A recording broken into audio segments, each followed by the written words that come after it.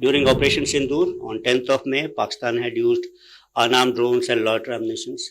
None of them actually could inflict any damage to Indian military or civilian infrastructure. Most of them were neutralized through a combination of kinetic and non-kinetic means. And some of them, in fact, could be recovered in almost intact conditions. Today, we'll be talking about drones and counter-UAS systems. Throughout history, if we look, we have witnessed evolutionary as well as revolutionary changes in warfare, and that have transformed the kind of battles we fight. Change is either evolutionary, something like Charles Darwin spoke about, natural selection. Gradually, it happens over a period of time, and then there is a revolutionary change, which happens all of a sudden, something like an ice age which comes and people who are not adapted to it or not used to that particular environment, they go kind of extinct. So evolutionary changes have made weapons and war fighting equipment, smaller, faster, lighter, more efficient, more affordable. Long back we had rifles which were much weighty, but they were large length. We have now shorter, lighter rifles, longer ranges. There's much more cheaper. We can fight at night. We can fire them at night. Similarly, for tanks and aircrafts, we made them affordable. They're lighter, yet they maneuver very fast and they afford more protection. It's similar for even say explosives. We started with gun cotton, then probably TNT, RDX, today HMX. So in that same weight, you can get more explosive power. These are kind of evolutionary changes. They happen gradually over a period of time. On the other hand, revolutionary changes, they impact the very character of war, necessitating organizational, doctrinal, functional, structural kind of changes. And they need new ideas, innovations, imagination, and new kind of thoughts. So advances in, say, this all has happened, and this has introduced those three revolutions in military affairs, which I have been talking about in large number of seminars and talks. And first, as generally speak about it, that first revolution in military affairs due to advances in surface mobility and aerial mobility, and that changes the way we used to fight. And second revolution in military affairs was basically due to advances in communication and ICT technology, which again network people, you could take faster decisions. And we always say that we are at cusp of a third revolution, which is being introduced for a data-centric kind of warfare, because the advances in artificial intelligence, machine learning, data analytics and all. So these are kind of revolutionary changes. So when we talk about drones, what do you think these are?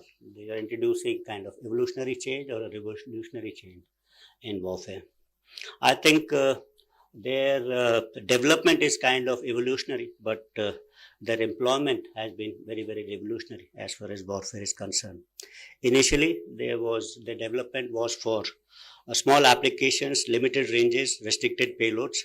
As the realization of the scope of deployment, utility and success increased, armies started using drones in a revolutionary kind of manner. And you've seen this in number of wars which are being fought by us. Their utility grew many folds, from being simple means of transportation, photography or videography, to becoming cost-effective force multipliers for modern warfare. Their unbridled and rampant use in modern day conflicts proved not only their utility but also their ubiquity. They augment manned systems and enable militaries to conduct simultaneous operations across multiple domains with fewer resources and minimal danger to human lives. If you see a human being, means our cognitive thinking, we have always looked or preferred things which are, you could say faster, bigger, more sophisticated, more costly. We think that these are systems which are far better. Even if you look at the motto of Olympics, which says, citius, elitius, fortius, which means faster, higher, stronger. It's in our DNA, it's in our system that we think that this is better. But look at a drone, which is the antithesis of what we are thinking. It's smaller, unimaginative, very, very clumsy. Most of them, the drones are not even aerodynamic. They're cheaper, they make a lot of noise, and yet they're effective. And they're unsophisticated, inexpensive. I think this is their USP, that it is beyond the conventional thinking. It beats conventional thinking. So this, I think, is very, very important. So let's look at unarmed aerial vehicles. That includes drones from a factual and conceptual viewpoint. Factually, drones are a proven reality. We know that their widespread utility in recent conflicts demonstrate how drones can shift tactical balance disproportionately to their size or price. Factual because the government of applications of US in modern warfare is challenging traditional ideas about air superiority, ground maneuver, and force protection.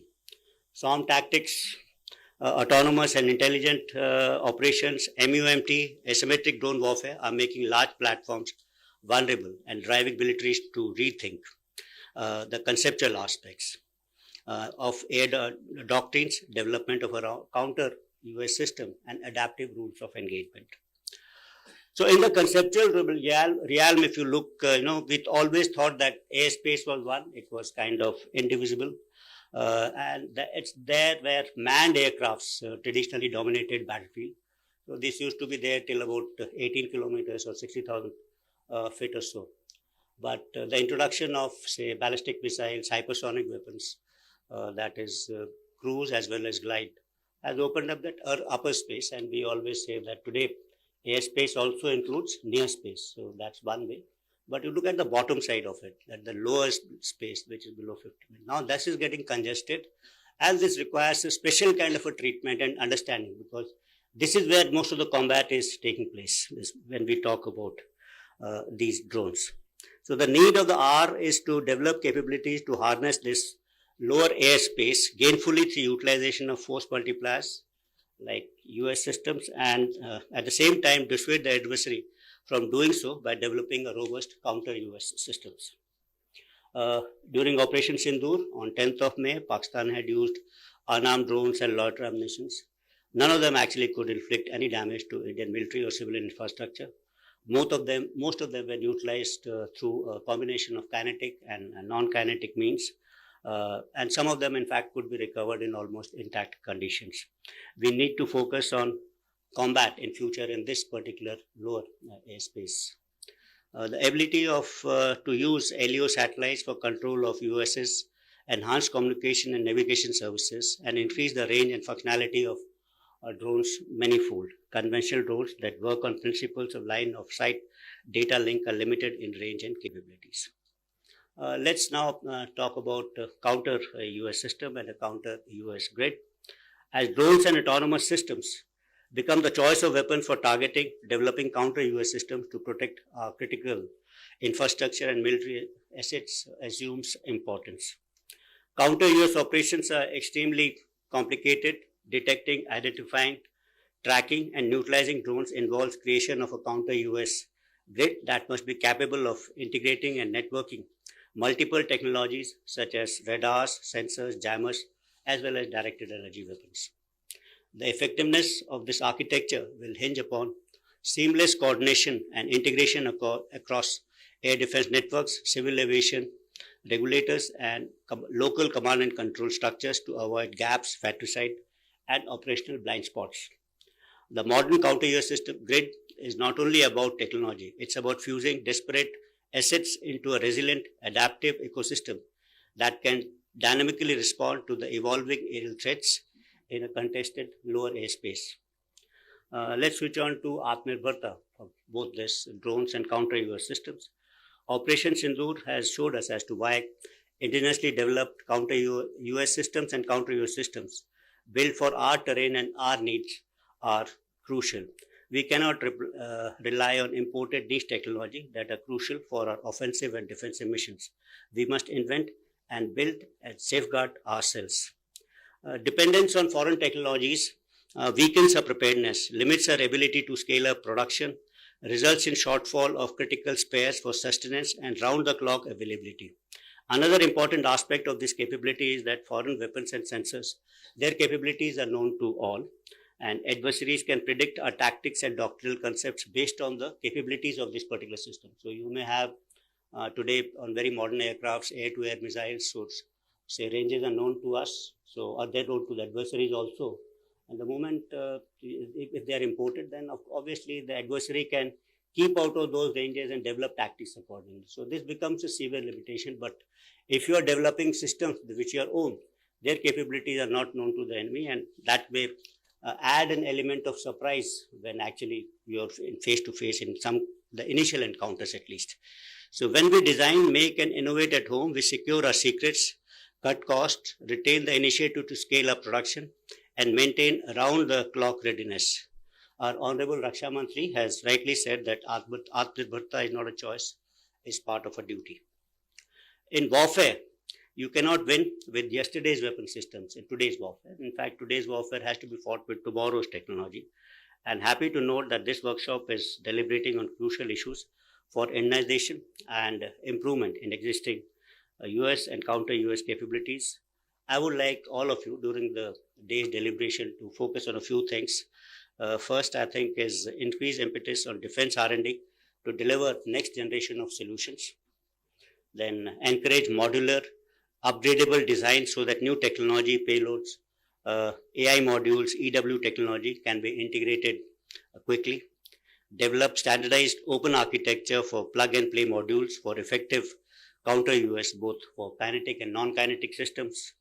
Fifthly, create counter-US system testbed for startups and DRDO. Sixthly, invest in secure sovereign software stacks for UAV control and anti-jamming. Seventhly, we could focus on stealth and next generation of UAVs. And last and not the least, develop a long-term vision roadmap for SON drones, drone carriers, MUMT, direct energy weapons, artificial intelligence powered counter-US systems, etc.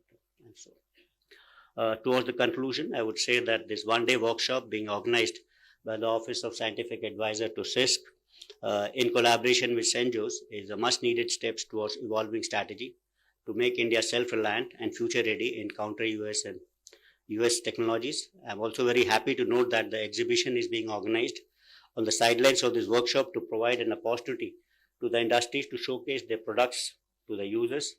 I wish all the participant speakers, organizers, the very best for an unprecedented success for the workshop come exhibition, and look forward to a feedback to institute further and necessary improvements.